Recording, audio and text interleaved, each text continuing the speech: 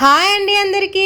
Eggs తోటి పిల్లలకి ఒక స్నాక్ అయితే ప్రిపేర్ చేయబోతున్నాను without oil. First time try చేస్తున్నాను. మంచిగా కుదిరేది ఉంటే చెప్తాను, మీరు కూడా మీ పిల్లలకి చేసి పెట్టండి ఫ్రెండ్స్, ఓకేనా? నేనైతే ఇక్కడ 4 ఎగ్స్ తో ట్రై చేస్తున్నాను. మీరైతే 1 ఎగ్ తో ట్రై చేసి మంచిగా వచ్చేది ఉంటే 2, 3, 4 అలా పెంచుకుంటూ వెళ్ళండి. ఏ వంటైనా కొత్తది ట్రై చేయాలనిపిస్తే మాత్రం ఫస్ట్ అయితే తక్కువ క్వాంటిటీతో ట్రై చేయండి. తర్వాత పెంచుకుంటూ వెళ్ళండి రుచి బాగా కుదిరింది అని అనిపిస్తే. ఇంకా రెసిపీ గురించి చెప్పాలంటే 4 ఎగ్స్ తీసుకొని మంచిగా బీట్ చేసుకున్న విస్కర్ తోటి ఒక గిన్నెలో వాటర్ తీసుకొని వేడి చేసి సలసలా మసిలిన తర్వాత ఈ ఎగ్ మిశ్రమాన్ని తీసుకొని అందులో వేస్తున్నా.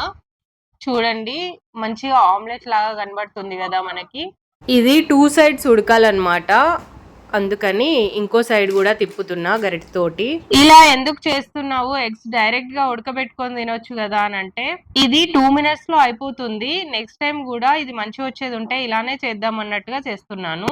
ఎగ్ ఈ విధంగా ఉడికితే సరిపోతుంది. మనం ఫిల్టర్ చేసుకుందాం. ఇప్పుడు వాటర్ అంతా పోయేదాకా ఈ ఎగ్ మిశ్రమము జల్లిగంటలోనే ఉంచండి. ఇప్పుడు మనం ప్లేట్లోకి సర్వ్ చేసుకుంటున్నాము. ఇది ఇలానే తినలేం కాబట్టి కొంచెం సాల్ట్ ఇంకా కొంచెం కారపొడి వేస్తున్నాను నేను ఇక్కడ.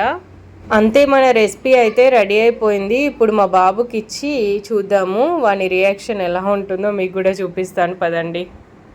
హాఫ్ బాయిల్ తినే వాళ్ళకి ఈ రెసిపీ చాలా బాగా నచ్చుతుంది. వీడికైతే మామూలుగా నచ్చింది అని అంటున్నాడు. మరి నాకైతే యూట్యూబ్లో ఏదైనా కొత్తగా రెసిపీ కనబడటంతోటే తప్పకుండా ట్రై చేయాలి అని అనిపిస్తుంది. అందుకని ఇది కొంచెం హెల్తీగా అనిపించింది, అందుకోసం అనేసి ట్రై చేసిన అనమాట.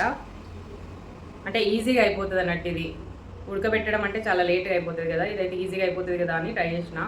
ఎలా ఉందో తిని మీకు కూడా చెప్తాను.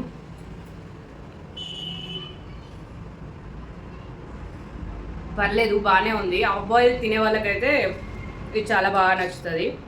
మనం కొత్తగా ట్రై చేస్తున్నాం కాబట్టి నచ్చకపోవచ్చు, మేబీ కొంచెం నీసు వాసన కూడా వస్తుంది.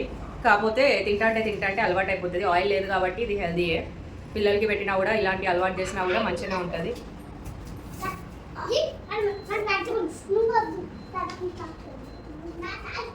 మొత్తానికి అయితే ఆయిల్ లేకుండా మంచిగా హెల్దీగా ఇలాంటి రెసిపీస్ మీరు కూడా ట్రై చేయండి.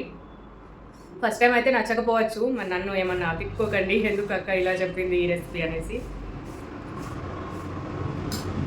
ఇంతేనండి ఈ వీడియో. నా వీడియోస్ కనుక మీకు నచ్చినట్లయితే తప్పకుండా నా ఛానల్ని సబ్స్క్రైబ్ చేయండి.